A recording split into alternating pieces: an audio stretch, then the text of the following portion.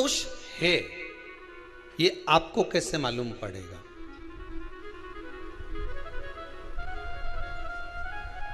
पितृ भूखे हैं, इसका तो वर्णन हमने पहले कर दिया कि रात्रि को जब आप सोने के बाद में 1-1.5 घंटे बाद अगर आपकी नींद खुल जाए, 1 घंटा 1.5 घंटा आप सो लिए, उसके बाद जो नींद खुली तो 1-1.5 घंटे तक अगर आपको नींद नहीं आ रही है, रात्रि को सोने के बाद में 1 घंटे बाद जब उठे तो आपको प्यास लग गई, भूख लगने लगी, प्यास लगने लगी कि मेरे को पानी पीना पड़ेगा, घबराहट हो रही, पानी पीना पड़ेगा।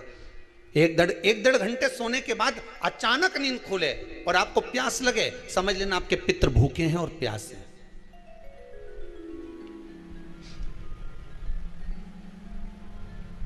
वो भूखे और प्यासे हैं, उनको जल की जरूरत है।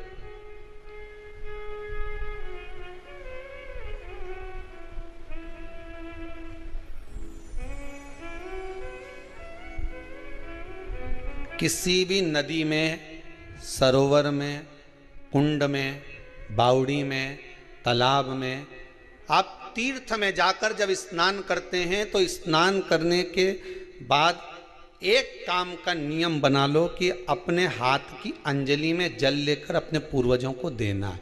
प्यासे रहते हैं, भाग मांगते हैं।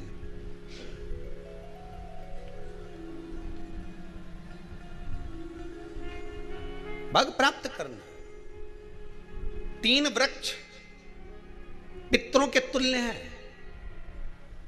नैमिषारण्य की कथा में भी कहा था 3 वृक्ष पितरों के तुल्य हैं। पहला पीपल, दूसरा बट वृक्ष, तीसरा बेलपत्र का वृक्ष। ये पितरों के तुल्य हैं। अगर आपको रात्रि में नींद नहीं आ रही है, ऐसा लगता है कि रात्रि को 1 घंटा 1.5 घंटा सोने के बाद कुछ गलत गलत विचार आने लगते हैं, नींद सुबह 3 बजे तक 4 बजे तक नहीं आती, 4 बजे के बाद फिर नींद आती है, तो एक प्रैक्टिकल जरूर कर कर देखना।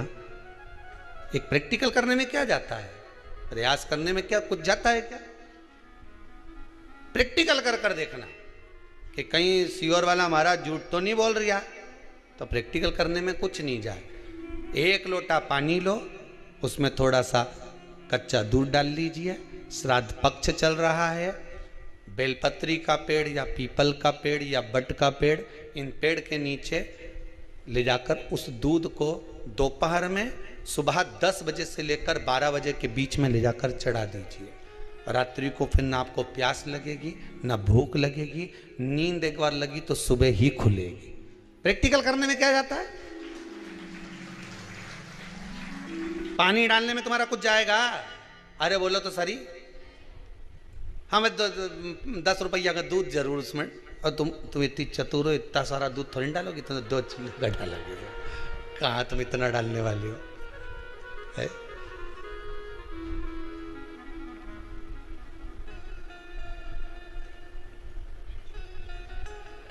कहा बहुत चतुर चतुर लोग हो रहे संसार में हो। भले पूजन पाठ नहीं करे, पर कहीं का एकदम मिलने आ जाए ना, क्या अम्मा जी है क्या पाठ कर रही है, फिर वो भी बैठ गई तुरंत, अभी तो सोई थी,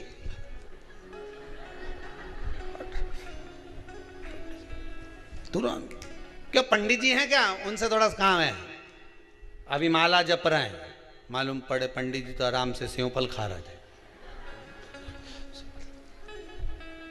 अब प्लेट सोफा के नीचे घुसे तुरंत।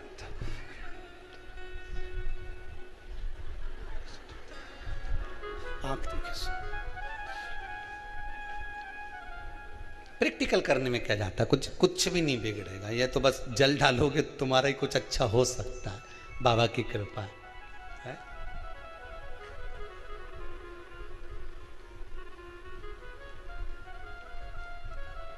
3 वृक्ष पितरों के तुल्य हैं। पहला जम के बोलिए पीपल, दूसरा बट वृक्ष, तीसरा बेलपत्री का वृक्ष। तीनों पीपल के वृक्ष में 52,000 ब्राह्मण एक साथ निवास करते हैं, इसलिए पितृतुल्य है। बट वृक्ष ब्रह्मा जी के मस्तक से बना, इसलिए पितृतुल्य है। और बेलपत्री का वृक्ष माता पार्वती जी के अश्रु से बना।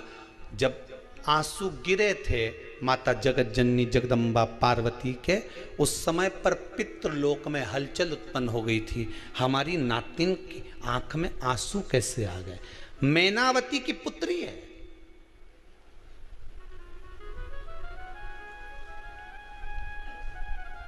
पितरों की नातिन, इसकी अश्रु कैसे गिर गए?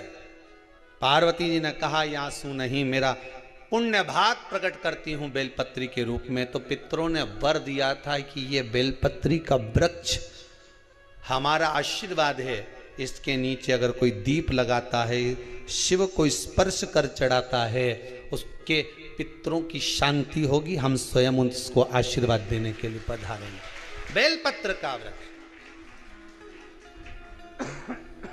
पितृतुल्य।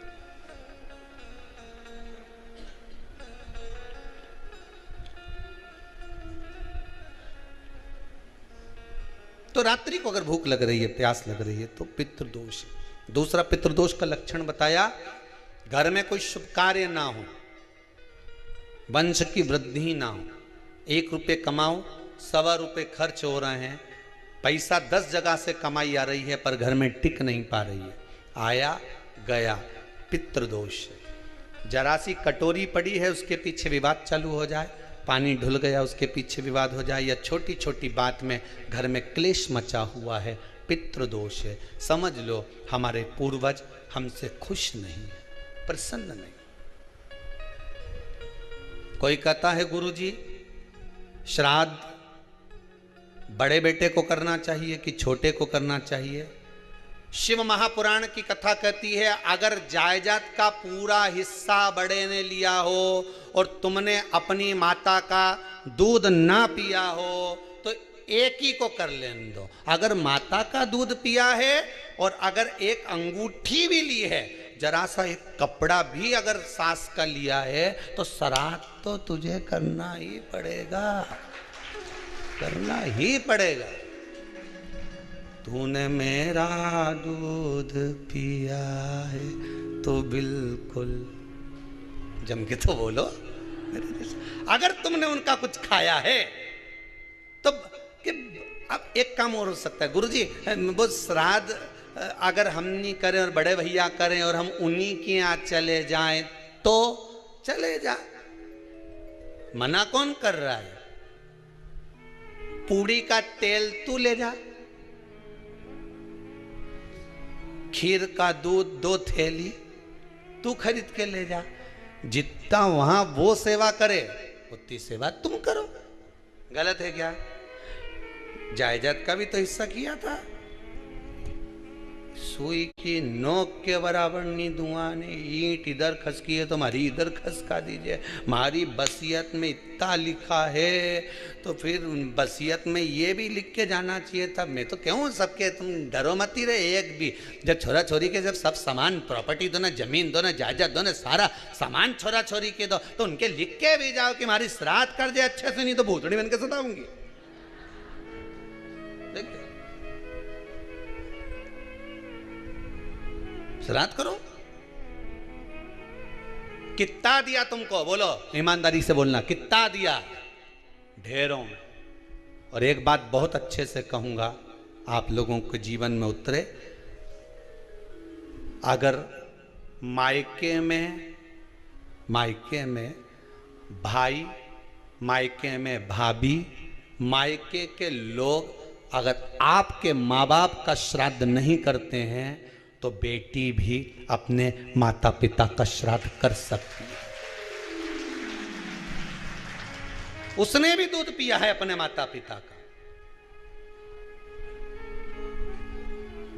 पर वो श्राद्ध का भोजन कौन कराएगा? बेटी का पुत्र हो, बेटी की पुत्री हो, वो कराए।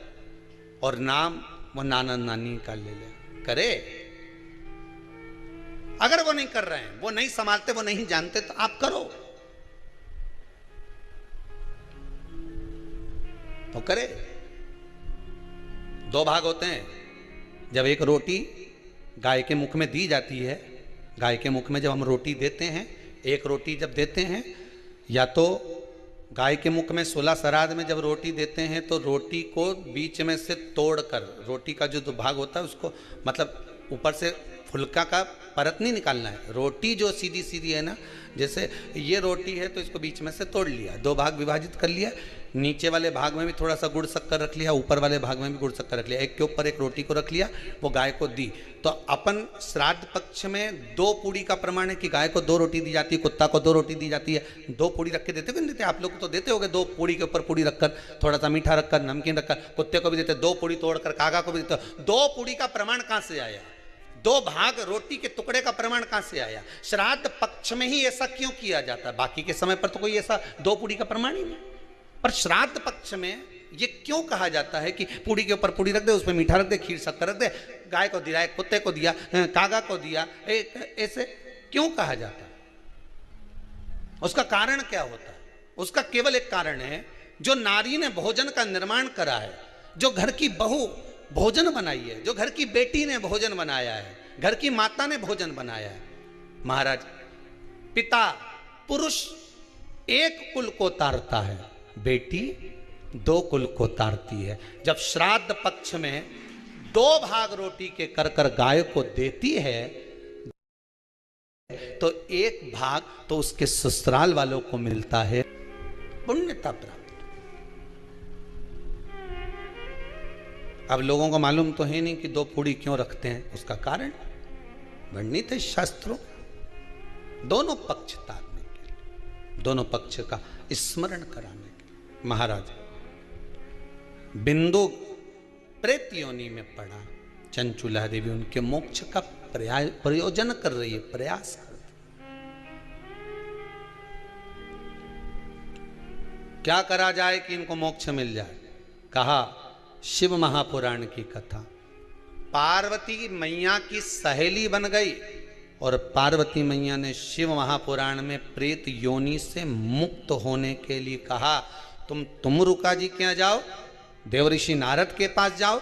नारद जी ने तुमरुका जी के पास भेज दिया। क्यों? नारद जी जानते हैं मैं कथा नहीं कह सकता, मैं कथा सुन सकता हूं पर कह नहीं सकता, कहने के लिए मुझे बैठना पड़ेगा, सुनने के लिए हो सकता है कि मैं चले जाऊं, वापिस आकर बैठ जाऊं।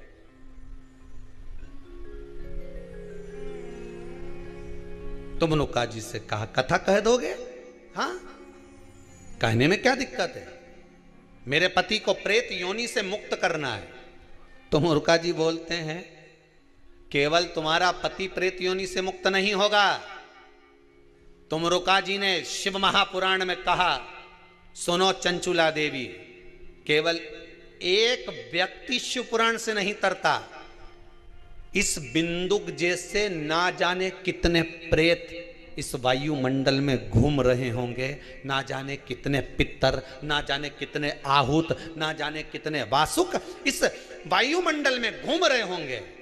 तुम्हारा पति तुमको दिखा नहीं, तुम्हारा बिंदुक तुम्हें कभी नजर आया नहीं, फिर कारण क्या था? बस मन में शांति नहीं है, घर में सारा सुख है पर हृदय में शांति नहीं, समझ लो पितृदोष है। क्या करा जाए? फिर क्या करोगे? महाराज, हृदय शांति, हृदय शांति। केवल एक अकेला बिंदुक शिव महापुराण की कथा सुनकर नहीं तरेगा। तुमरुका जी कहते हैं जिस समय पर मैं शिव महापुराण की कथा कहूंगा, सुनो चंचुला देवी, इस संसार के इस भूमंडल पर मृत्यु लोक में जितने भी जीव इस संसार सागर में भटक रहे होंगे, शिव महापुराण की कथा सुनकर वो भी तर जाएंगे। ये अकेली बिंदुक को तारने वाली नहीं है, इस मृत्यु लोक में जो विराजमान। आज भी नियम है महाराज, श्राद्ध का भोजन टेबल पर नहीं कराया जाता, श्राद्ध का भोजन ब्राह्मण को कुर्सी पर बिठाकर नहीं कराया जाता, श्राद्ध का भोजन किसी जाता। श्राद्ध का भोजन आज भी प्रमाण है कि ब्राह्मण के लिए भूमि पर आसन लगना चाहिए और जमीन पर बैठकर कराना चाहिए। तब क्यों? क्योंकि इस भूमि पर बैठकर जब भोजन कराएंगे, इसी भूमि से ना जाने कितने पितृ गए, कितने तर्पण हुए, कितनी तिलांजलि हुई, इसी भूमि से, इस रज से, इस कण से ना जाने कितने जीव चल गए। अब लकड़ी पर या टेबल पर या कुर्सी पर बैठकर ब्राह्मण को भोजन कराने का प्रमाण नहीं है। अब आपका फैशन ज्यादा हो गया तो बात दूसरी है। पंडित जी ऊपर बैठ के खा लोगे क्या? पंडित जी तो बोल देंगे अच्छा है खिला दो।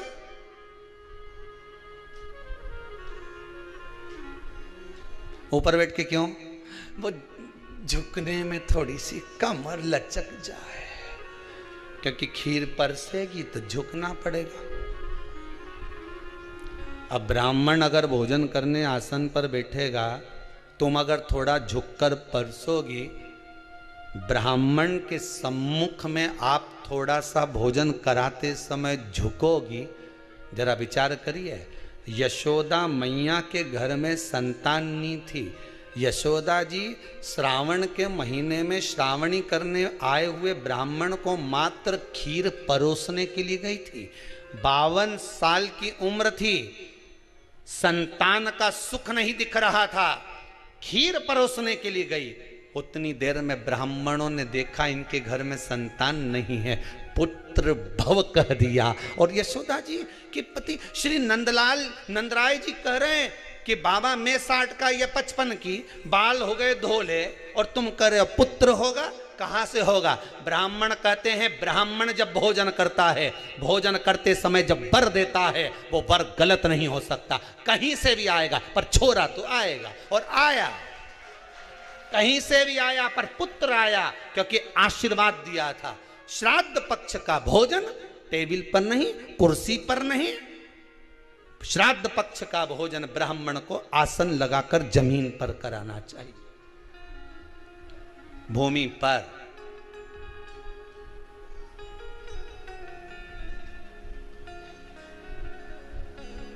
अब आजकल के ब्राह्मण भी थोड़े नीचे,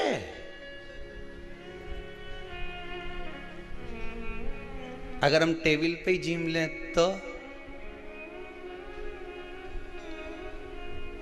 जिम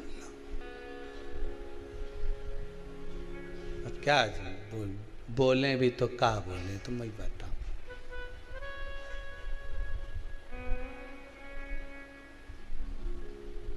थोड़ा सा भाग भूमि का हो महाराज। तर्पण तिलांजलि सब भूमि पर। हम तो जो जजमान हवन करने के लिए भी जो जजमान लोग नाम लिखाए हैं पितरों के लिए, तो हम उनको भी कहते हैं कि कुर्सी पर बैठकर आहुति छोड़ने से अच्छा है आप बैठो मनानी पर, पहले सबसे पहले भूमि पर 10 मिनट बैठो, पर बैठकर आहुति छोड़ो। उसके बाद भले आप स्टूल लगाओ, कुर्सी लगाओ, आपकी मर्जी, पर 10 मिनट 5 मिनट तो आप भूमि पर बैठो उन जीवों के लिए, उन जीवों के।